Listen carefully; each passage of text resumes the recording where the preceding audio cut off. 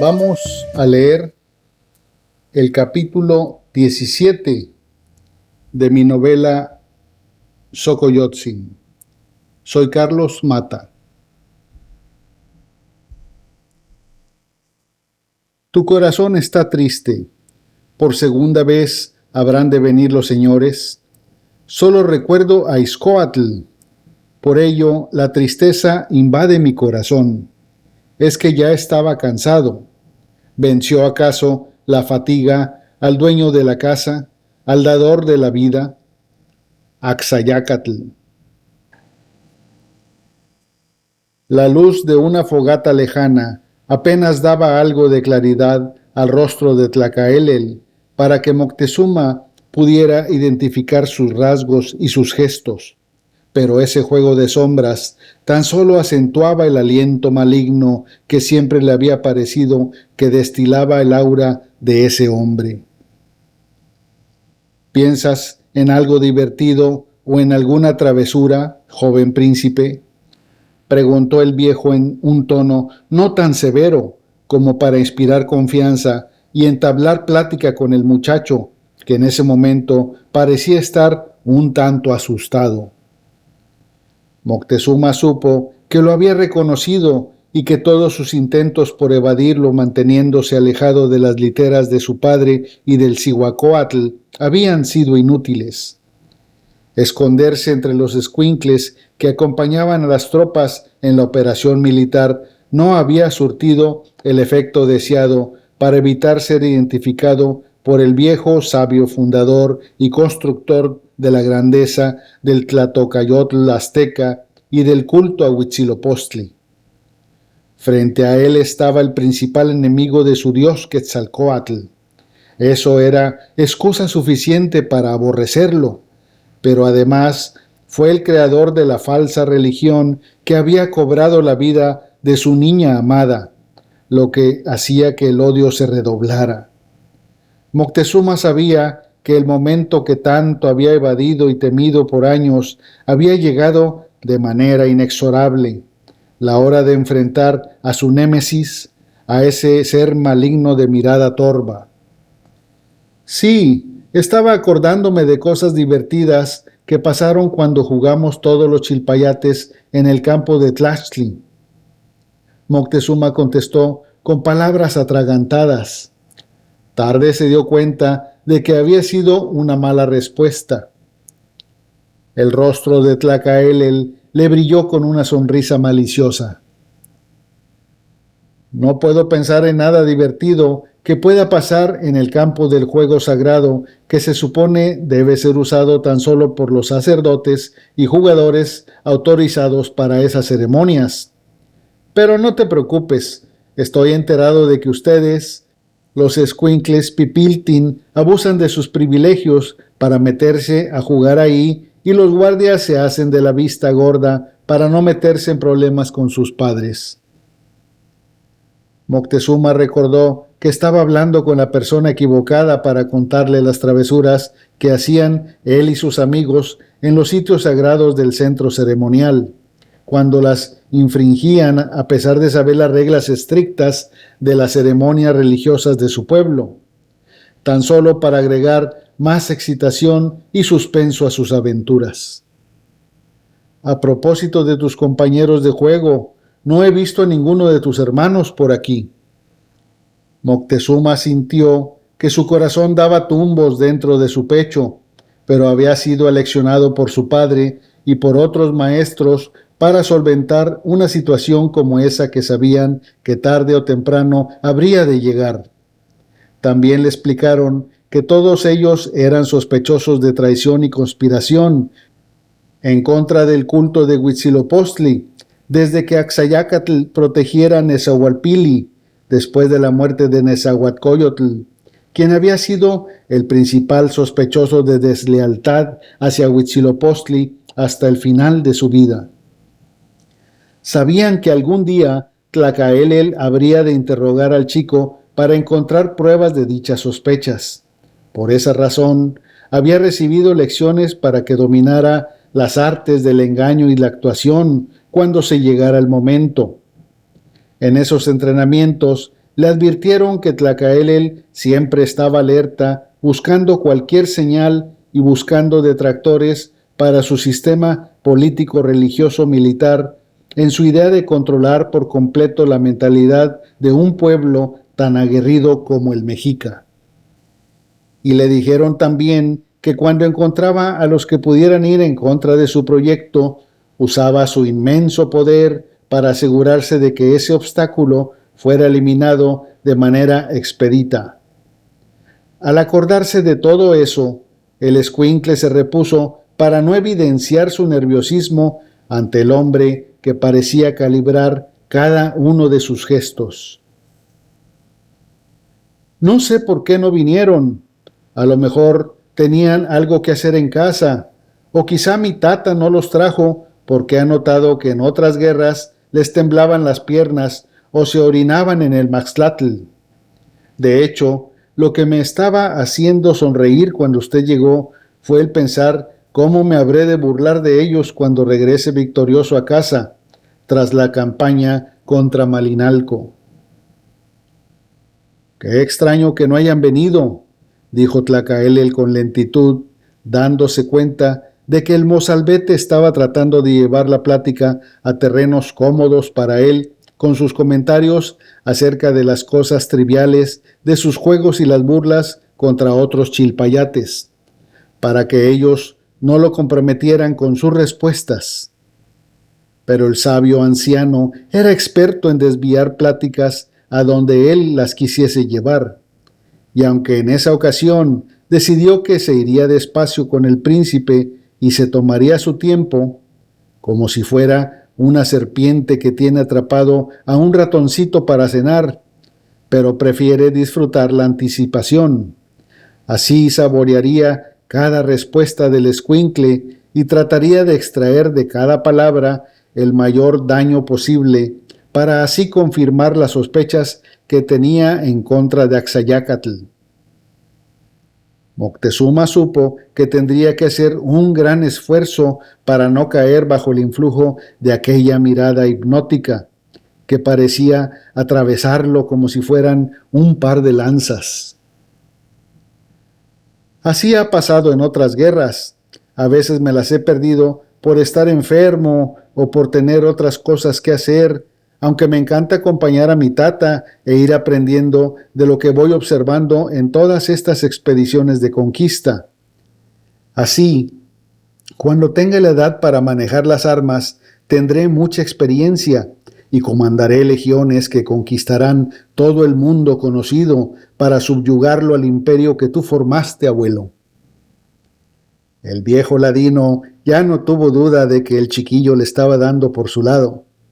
Por sus gestos notó que intentaba pensar con esa celeridad que alcanza la mente en los momentos de peligro, como un ratoncito que será devorado por un depredador y busca desesperado una salida inexistente. Sus palabras, en frases entrecortadas por el nerviosismo que lo dominaba, le dijeron que algo intentaba esconder.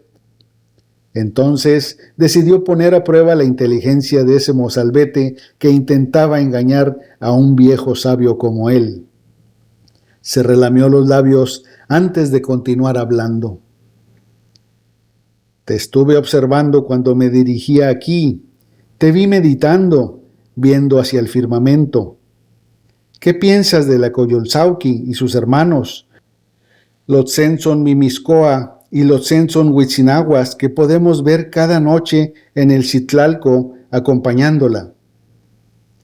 Que en la mañana, cuando nuestra madre tierra Tlaltecutli y Tlaltzíhuatl vuelva a parir a nuestro dios Huitzilopochtli, a quien acaba de devorar allá en el occidente, el colibrí del sur una vez más les dará muerte simbólica con su luz durante el día.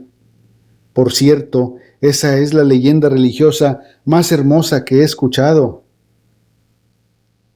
¿Qué edad tenías cuando murió tu abuelo Nezahualcóyotl? 6 años, señor. ¿Yoyontzin alcanzó a decirte que esa leyenda tan hermosa la inventé yo? Bueno, la inventamos juntos, él y yo. Creo que alguna vez trató de hablarme de esas cosas, pero por ser yo muy pequeño no pude entender mucho. Pues sí, tu abuelo y yo teníamos que inventar una religión cosmogónica como la que tuvieron los toltecas y la que tenían los purépechas. Sobre todo, teníamos que inventar una religión que superara a las que ya existían. Algo que fuera más grandioso que esta visión esplendorosa, dijo Tlacaelel y señaló con su índice la nubosidad de estrellas que ya se veía en el firmamento. Moctezuma alzó la mirada para verla y con un gesto actuado a la perfección le hizo una pregunta. ¿El dios Mixcoac? Tlacaelel sonrió. Ya tenía en mente la estrategia con la que se acercaría al ratoncito. Aunque le parecía obvio que el muchacho estaba bien versado en las leyendas religiosas mexicas, le revelaría secretos a los que no habría tenido acceso y que inclusive muchos de los sacerdotes del templo desconocían. Hace algún tiempo, esa nubosidad era conocida en el Anáhuac con otro nombre, no era Mixcoac. Antes de que tu abuelo y yo hiciéramos algunos cambios a las leyendas, los antiguos la llamaban Quetzalcóatl, la serpiente luminosa, y para tratar de hacerles olvidar ese culto antiguo que no nos pertenecía, a ese cuerpo celeste le asignamos el nombre de Mixcoac, el dios menor de la casa. Algo que nos ayudó mucho fue cuando los perros tlaxcaltecas y los chalcas, además de otras tribus que también procedieron del Aztlán, comenzaron a llamarlo Camaxtli, el nombre de su dios principal. Con el tiempo, ya nadie se acordó de que para los antiguos esa nubosidad representaba a la serpiente emplumada. Creo que los mayas del sur le siguen llamando con esos nombres de serpiente luminosa. Así es, muchacho. Le llaman Cuculcán o Cucumats, la serpiente de turquesas, pero la mayoría de la gente de nuestras culturas ni siquiera están enterados de que existen los mayas. Pero, ¿por qué nosotros dejamos de llamarle Quetzalcóatl? Para minimizar ese culto ancestral de los toltecas y engrandecer a un dios que fuera nuestro, mexica, que adora al hermoso sol con su ropaje de plumas amarillas, un dios que fuera nuestro numen tutelar, Huitzilopochtli. Ya habrás leído algo de la leyenda de la peregrinación, ¿verdad? Moctezuma asintió. Entonces sabrás que nuestros ancestros vagaron por más de 200 años y fueron expulsados de muchos lugares porque no eran un pueblo guerrero, de Cuesteca y Cajayan, de Tolán, de Atlitayacan, de Apasco, de Ejecatepec, Tulpetac, Cohuatitlán, Pantitlán, Texcatitlán, Chapultepec, Coloacan y de muchos otros lugares. Por eso se tardaron tanto tiempo hasta que se instalaron en el islote.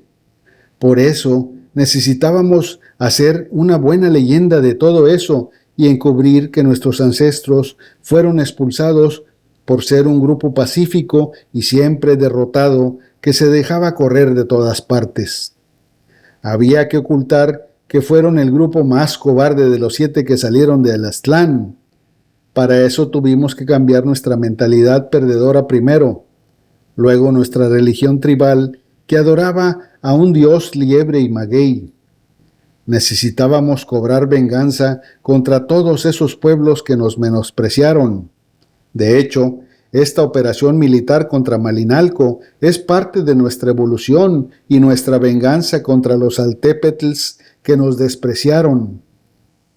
Ya habrás oído la leyenda de la hermana que Huitzilopochtli dejó abandonada ahí por ser bruja maligna, una Tetzatzihuatl. Con el tiempo, Malinalxóchitl tuvo a su hijo Copili, y cuando éste creció, siguió los pasos de Huitzilopochtli hasta la orilla de los lagos que rodean Tenochtitlán. Sí, he oído la leyenda de Malinalxóchitl y Copili, quien ya de grande persiguió a su tío Huitzilopochtli para cobrar venganza por lo que le hizo a su madre, lo que nunca sucedió, pues Copili fue capturado y sacrificado por Huitzilopochtli, quien arrojó su corazón al centro del lago y en donde cayó surgió el peñón, en donde creció el nopali, en el que se posó el águila con el Atl Tlachinoli en el pico. Según otras versiones, se trató de una avecilla más pequeña o una serpiente, pues esas las he visto dibujadas en códices o esculpidas en monumentos.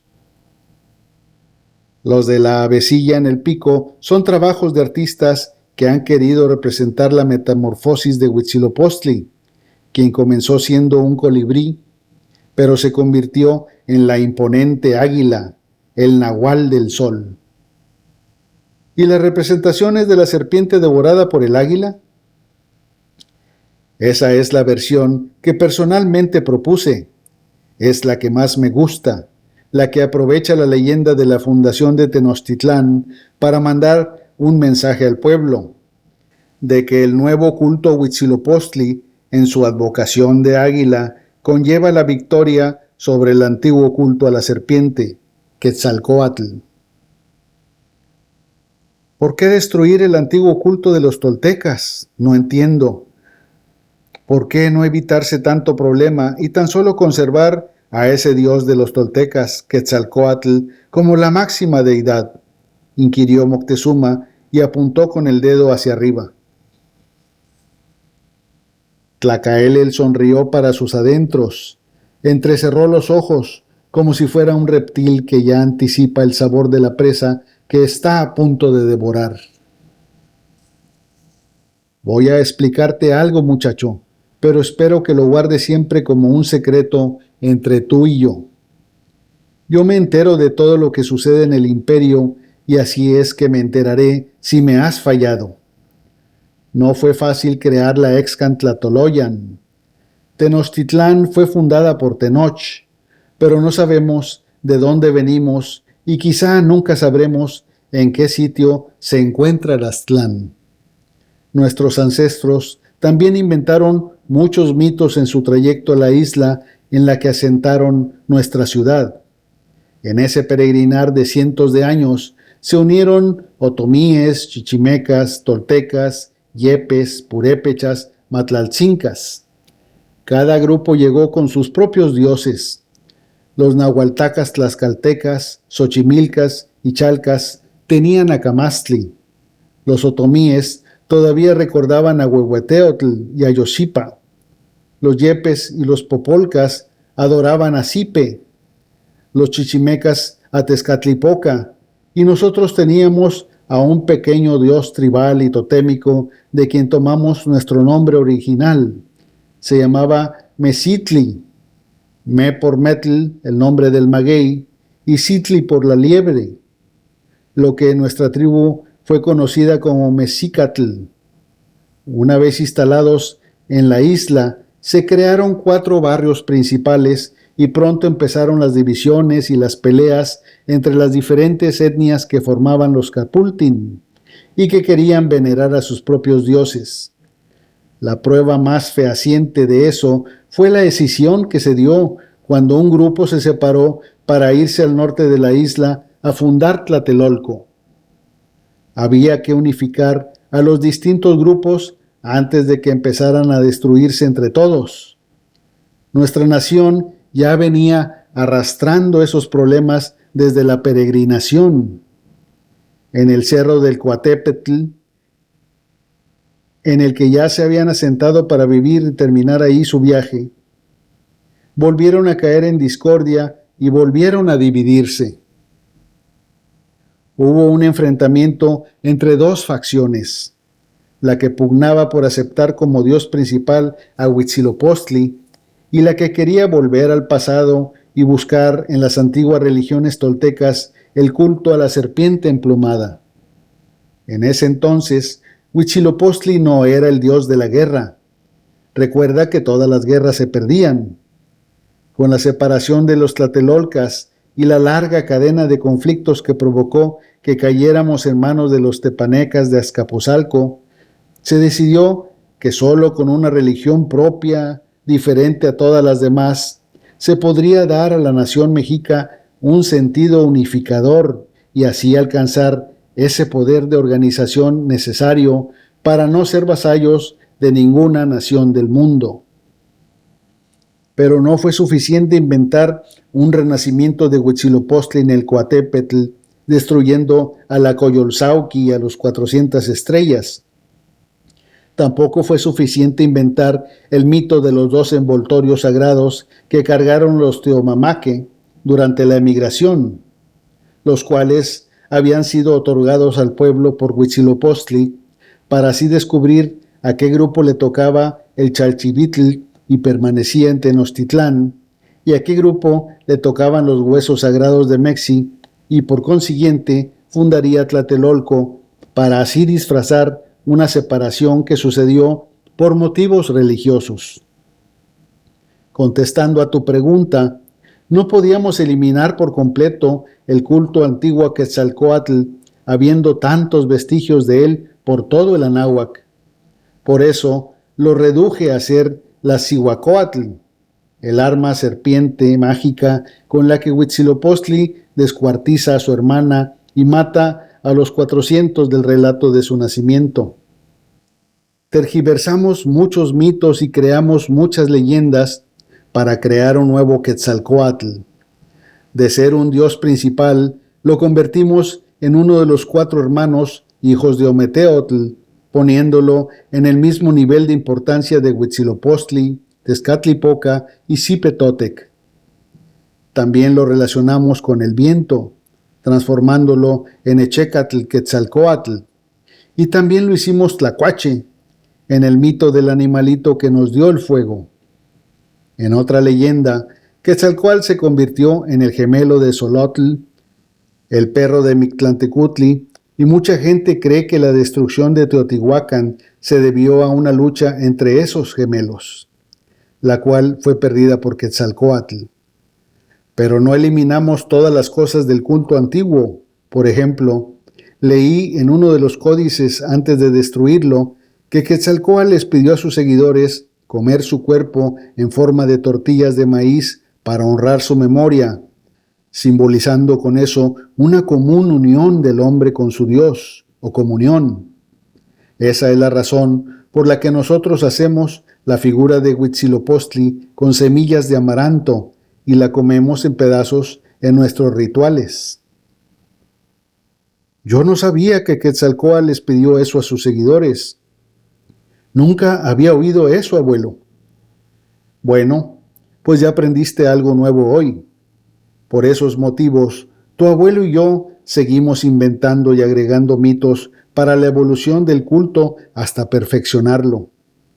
Usamos las leyendas de la peregrinación y los nombres de algunos líderes de los que se guardaba memoria, y así modificamos las concepciones de nuestro pequeño Dios, que de liebre y maguey se transformó en colibrí, cuando éramos apenas un clan casi salvaje y viviendo en un islote y trabajando sin descanso como esclavos para pagar los tributos que nos imponían los señores de las naciones alrededor de los lagos.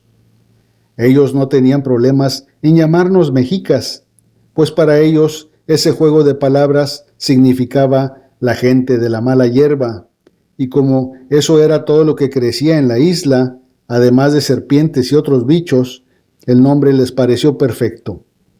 Cuando el colibrí se transformó en águila y fue aceptado por nuestro pueblo como Nahual del Sol, la nación mexica se convirtió en la elegida para alimentarlo y así conservar el movimiento del quinto sol, el Olintonatiuh.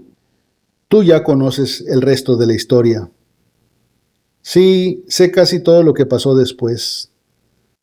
Soy el unificador de Tenochtitlán, el fundador del imperio. Mi hermano Moctezuma Iluicamina y mi tío Ixcoatl me apoyaron con esa idea para terminar con nuestras divisiones.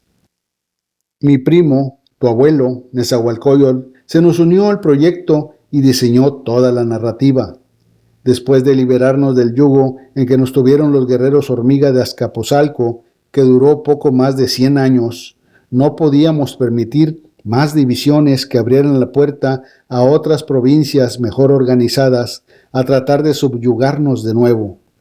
Teníamos que organizarnos mejor que ellos y luego conquistarlos. Nuestros guerreros Águila y Jaguar tenían que vencerlos y dominarlos. Pero vuelvo a lo mismo.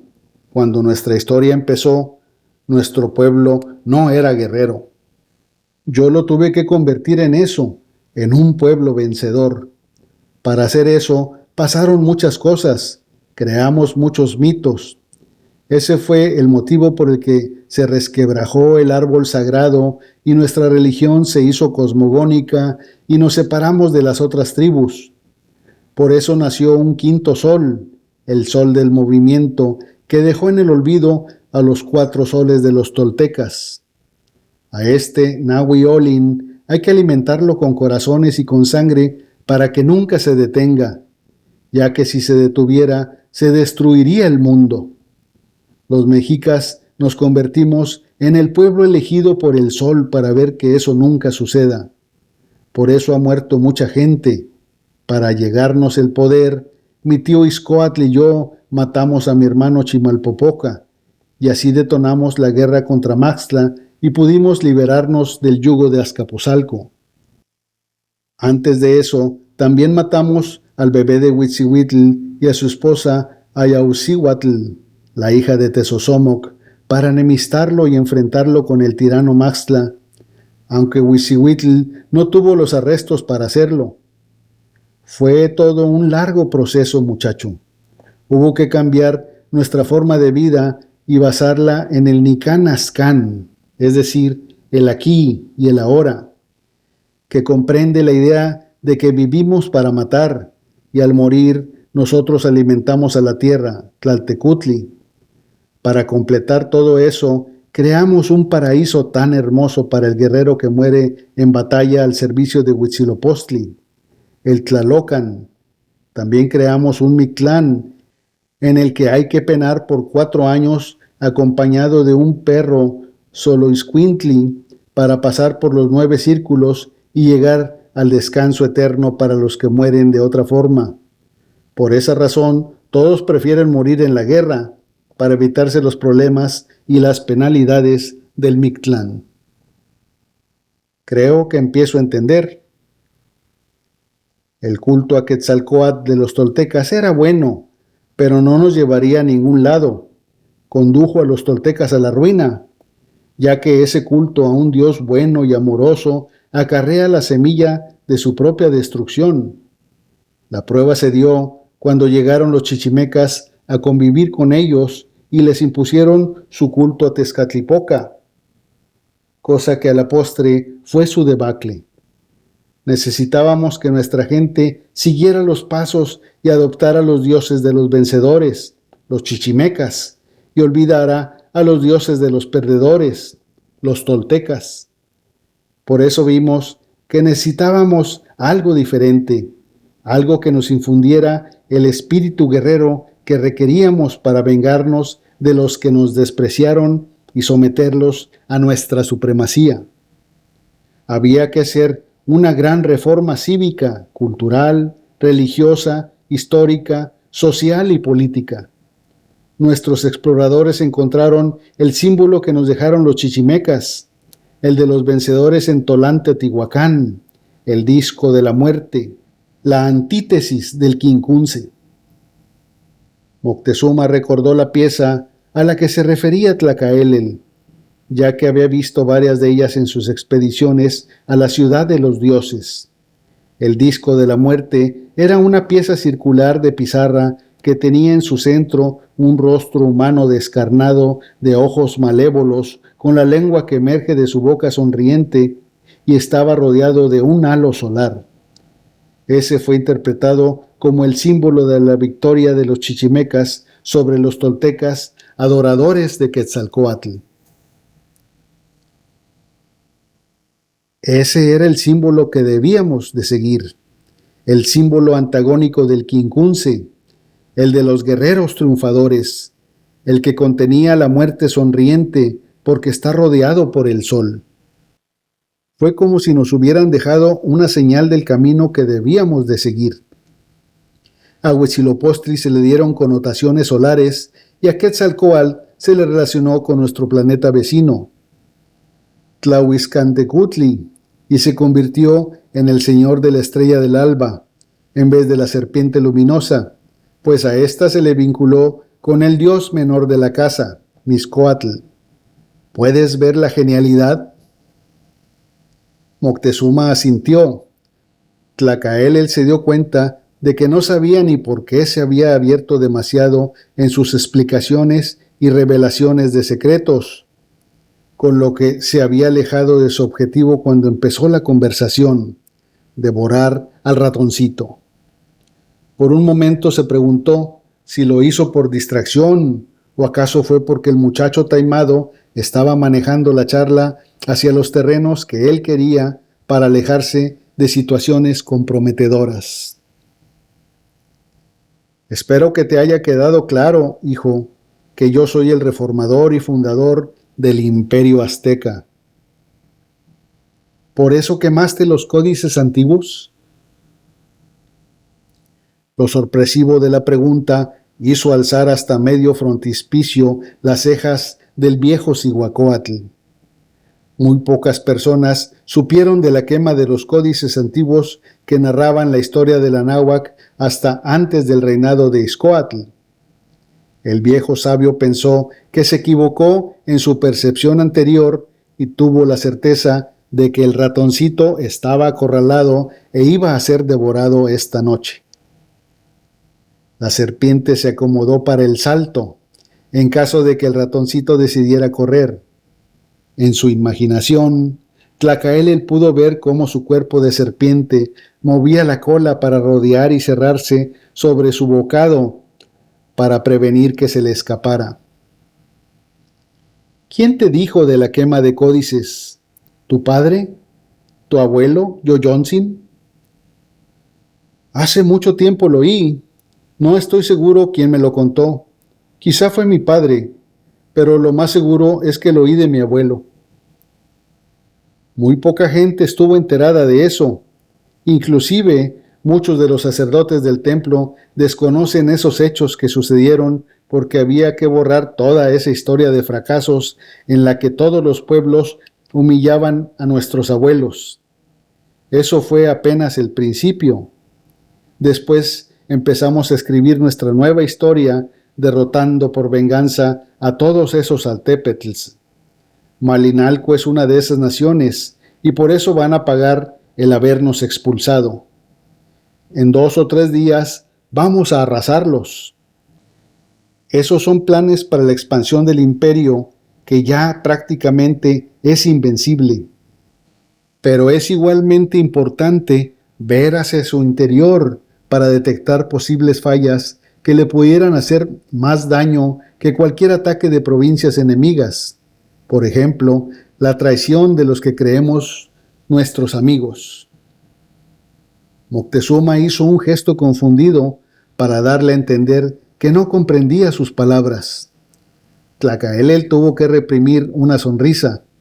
El ratoncito no solo no temblaba antes de ser devorado, sino que sin miedo se acercaba a la boca del reptil en un gesto de inusitado valor. La serpiente debía abrir sus fauces y enseñar la lengua bífida a su presa para ver si se empezaba a poner nervioso de una vez por todas. Muchacho, sé que tú has oído muchas cosas muy secretas y por lo visto eres muy avispado.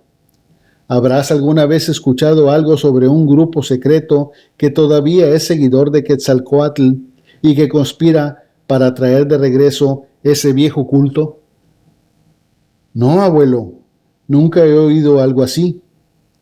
Haz memoria, quizá en palacio, algún ministro, juez o legislador, un senador o hasta alguno de tus tíos o tu padre. Quizá en el palacio de Texcoco. Sé que tú te mueves mucho por allá y siempre has sido muy apegado a tu primo Nezahualpili. Tampoco allá en Texcoco he oído algo de esas cosas que mencionas, abuelo. Allá también tienen un teocalli para honrar a Huitzilopochtli y hacen los mismos sacrificios como los que hacemos aquí. Moctezuma volvió a ponerse tenso por la actitud inquisitiva de Tlacaelel, quien estudiaba hasta la más mínima reacción a sus palabras. No encontraba nada que delatara engaño ni el nerviosismo natural que a muchos los descubre al estar mintiendo. El viejo sabio tuvo que admitir que el chiquillo era inteligente y sagaz, además de valeroso, al atreverse a sacar a colación un tema que lo ponía en peligro de ser interrogado sobre temas comprometedores. Tuvo que abandonar los pensamientos de la serpiente engullendo un ratón para cambiar la estrategia y dejar de presionarlo para tratar de sacarle algo que pudiera ser prueba de traición de Axayácatl a la Mexicáyotl o al imperio. Tlacaelel se dio cuenta que el escuincle era un genio. No le sorprendió, ya que, después de todo, el muchacho era nieto de su primo Nezahualcóyotl, cuya genialidad era reconocida por todo el Anáhuac desde que tuvo el valor de plantarse ante su perseguidor, Maxtla, en su palacio y demostró la inteligencia suficiente como para salir con vida de ahí. Siempre había admirado y en secreto envidiado esa prueba de valor de Yoyonsin, aunque nunca se lo demostró.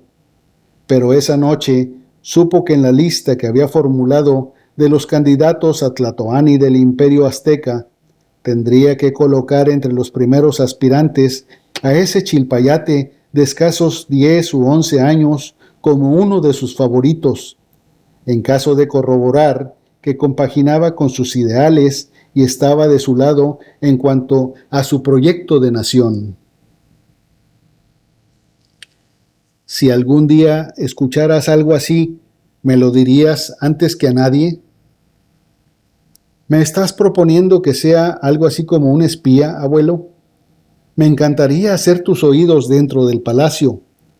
Es un trabajo que me haría sentir muy importante y me llenaría de orgullo ser el más fiel servidor del Cihuacóatl del imperio. Muy bien, muchacho. Ya vas comprendiendo. Abuelo, otra pregunta. ¿Es necesario arrasar Malinalco? ¿No es suficiente tan solo con derrotarlos y hacerlos vasallos de la Triple Alianza? Como te decía, vamos a matar a casi todos para sentar precedente entre las otras naciones de que cualquier desprecio a la raza azteca se paga caro. Eso es parte de la reforma que te decía para cambiar la mentalidad de nuestra gente y la narrativa de nuestra historia. Solo dejaremos unos cuantos vivos, los que son expertos en la talla del teponaztli, pues ellos son nuestros principales proveedores de esos tambores, y a los que necesitamos como esclavos para tallar la piedra del cerro, pues pienso construir un recinto de iniciación ahí, que llamaré el Caucali. No necesitamos más excusas. ¿No te parece que ese lugar está un poco lejos de Tenochtitlán como para hacer ahí un templo de iniciación? Precisamente porque está lejos, lo quiero construir en ese lugar. Al paso del tiempo y con la fama de la leyenda de Malinalxóchitl, esa ciudad se hizo famosa por albergar fuerzas sobrenaturales y por sus brujas. Ahora que la vamos a sojuzgar, haré que en ese cerro sus habitantes tallen un templo en la roca viva para que nuestros caballeros águila y jaguar hereden esos poderes ocultos que posee el lugar. Nuestros sacerdotes les harán creer que al ser iniciados ahí, recibirán poderes que les ayudarán a vencer a nuestros enemigos. No entiendo si eso de los poderes mágicos es mentira. ¿Para qué tanta molestia en hacer a los guerreros venir tan lejos? De verdad que eres sagaz, muchacho. El trasfondo de todo es que Malinalco será una guarnición militar mexica para cubrir el área por la que pasará gran cantidad de tributos que vendrán de la zona suroeste. Pero a nuestros guerreros y a toda la gente de las otras naciones les hace bien saber que cobramos venganza contra Malinalco por haber corrido a los mexicas hace varias ligaduras de cihuitls. Cuando aprendas a cultivar tus sentimientos, sobre todo los malos, verás que puedes lograr grandes cosas con eso y amasar cuantiosas fortunas. Los enemigos deben saber que el imperio azteca nunca deja cuentas pendientes. Así sabrán también que es mejor nunca tratar de hacernos algo malo. La venganza. Moctezuma iba a comentar algo, pero Tlacaele lo interrumpió. A propósito de eso, supe todo lo que pasó entre tu primo y tú y cómo fue que con sus intrigas ocasionó que mataran a una amiguita tuya hace un par de años. Debes vengarte. Te estaré observando, ya que eres uno de los que tengo apuntados en mi lista de sucesión junto con tu primo. Ustedes dos necesitan concertar un duelo privado que deben resolver. Quien quiera que gane será el vencedor en el camino al trono de la Triple Alianza. Al ver que Axayácatl se acercaba, dio por terminada la conversación y el muchacho permaneció de rodillas en su estera mientras Tlacaelel se levantaba. Te estaba buscando, padre, le dijo Axayácatl a Tlacaelel. Aquí estaba disfrutando una deliciosa plática con tu hijo. Me ha dejado maravillado con su viveza de mente y su amor por nuestra nación y nuestro dios Huitzilopochtli. Felicidades, Hueytlatoani. Aquí tenemos a un buen candidato para heredar tu trono cuando su tiempo llegue. Sigue preparándolo de la manera que hasta ahora lo has hecho, porque presiento que este muchacho dirigirá algún día el destino de nuestro Tlatocayotl. Los dos hombres se alejaron y Axayácatl solo pudo echarle miradas rápidas de escrutinio a su hijo, intentando descubrir algo en su rostro que le dijera si se hallaban en problemas. No encontró nada que denotara esa situación. Al contrario, la cara de satisfacción de Moctezuma por haber salido inerme de esa prueba tan dura le dijo que no había nada de qué preocuparse. A la mañana siguiente, el ejército terminó de cruzar la sierra y al llegar al pie de la ladera se encontró con los refuerzos de Cuauhnáhuac y otras 6 provincias aliadas. Ya con un contingente impresionante, llegaron en 2 días a su objetivo. La invasión a Malinalco se convirtió en un tiempo en el que, al menos por un rato, la vida y la muerte se entretejieron y bailaron la danza macabra de la guerra. Los enemigos del imperio azteca se rindieron tras un breve combate, al sentir que la derrota era inminente, antes de que las enfebrecidas tropas mexicas arrasaran en medio de una orgía de sangre miles de vidas y a todo el poblado de Malinalco.